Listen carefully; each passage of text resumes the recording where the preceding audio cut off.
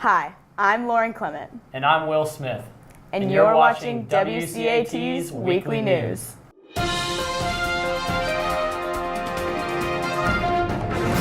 We hope everyone enjoyed the late start this morning after a great night of dancing. It sure was a lot of fun. Hey Lauren, why does it take pirates so long to learn the alphabet? Because they can spend years at sea. Good one. The Tony Award-winning play Peter and the Starcatcher is debuting tonight, brought to you by Westminster's very own Theater Cats. Make sure to come out tonight at 7 and Saturday night at 7 to see the incredible production. As we enter spring, senior students are anxiously waiting for responses from colleges all around the country. Let's go to reporter Evie Reardon, who spoke to Mr. Steve Frappier, Director of College Counseling, to take a look at the college application process. Thanks, guys. It's springtime, and that means many seniors are making their final decisions about colleges. I had the opportunity to sit down with Mr. Frappier to discuss more on the seniors' college application process and what underclassmen should expect. So, Mr. Frappier, recently many high school students have been finding out about which colleges they've been accepted to. What would you say is the most challenging part of the college application process for seniors? I think it depends on the individual senior's sort of journey and process, but I think what we're sensitive to, a lot of times the most difficult part, it's the peer pressure and the parental pressure that's often attached to the whole experience. But one of the things driving young people in their decisions is, will the place that I go be valued by the other people whose opinions I value?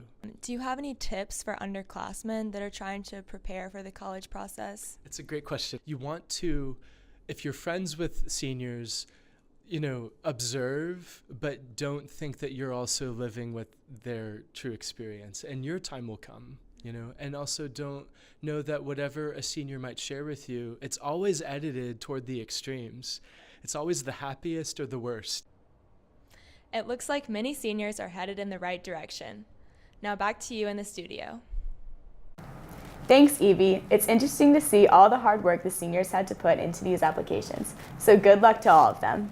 Now let's look ahead. Reporter Alexa Tamaras had the chance to catch up with orchestra students and director Dr. Stewart in Westminster's orchestra program. Before the upcoming Star Wars concert next week, we get an insight what it is like to prepare for the big performance. The concerts that we're giving on February 28th and March 2nd are an exciting collaboration between the members of the chamber orchestra, who are the strings, and members of the wind ensemble, that are the woodwind, brass, and percussion, and also some professionals that teach at Westminster and play around Atlanta. And what's exciting about that is it combines into about a 90-piece full symphony orchestra. So it's a really incredible sound, because we've chosen a 20th century symphonic work by Howard Hanson, which sounds a little bit like a soundtrack, the Symphony No. 2, the Romantic Symphony, an all-string piece by Michael Dougherty, who just won 3 Grammys and was visiting at Westminster last spring, kind of an edgy contemporary string piece, and of course the very famous main title from Star Wars. So it's exciting that our students get to play alongside professionals in a gigantic ensemble to play music that's pretty familiar to most of our audiences. So we depend on the talent and hard work of everyone involved to practice on their own, to prepare things, and we will have had 4 large ensemble rehearsals by the time we get to the concert.